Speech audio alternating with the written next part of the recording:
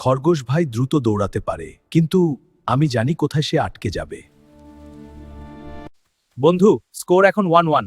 চলো তৃতীয়বার দৌড়াই, কিন্তু এবার রাস্তা আমি ঠিক করব। যে কোনো রাস্তায় আমিই সেরা, আমি রাজি। শুরু হলো তৃতীয় লড়াই। এবারের পথটি ছিল একদম অচেনা। 3, 2, 1, শুরু। এই তো ফিনিশিং লাইন দেখা যাচ্ছে।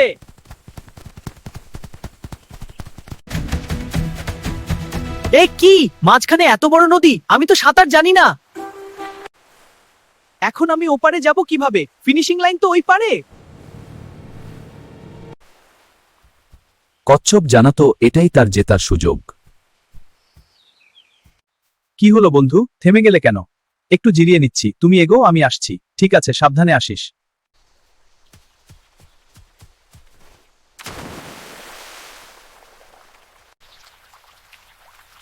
পানিতে কচ্ছপই হলো আসল রাজা।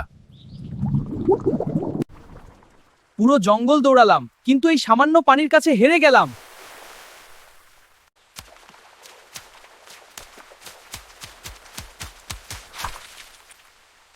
কৌশলগত পথে কচ্ছপ আবার বিজয়ী হল।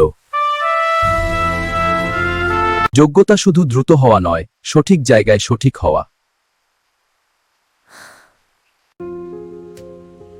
মন খারাপ করো না বন্ধু, আমরা দুজনেই আমাদের জায়গায় সেরা। তুমি ঠিক বলেছ, শুধু গতি দিয়ে সব জয় করা যায় না। এই হার তাদের এক দারুণ নতুন আইডিয়া দিল। নিজের শক্তি জানুন এবং রণক্ষেত্র সেভাবে বাছুন। নেক্সট পার্ট 4 পাওয়ার জন্য চ্যানেলটি এখনই সাবস্ক্রাইব করুন, যেখানে দেখতে পাবেন কচ্ছপ ও খরগোশের বন্ধুত্বের জয় হয়। আর দেখুন এই সিরিজের শেষ এবং সর্বশ্রেষ্ঠ পর্ব, যেটা আমাদের অনেকেরই অজানা। একা জেতার চেয়ে একসাথে জেতার আনন্দ অনেক বেশি। The power of team work. আপনারা দেখলেন কচ্ছপ ও খরগোশ গল্পের 1, 2, 3 নম্বর পর্ব।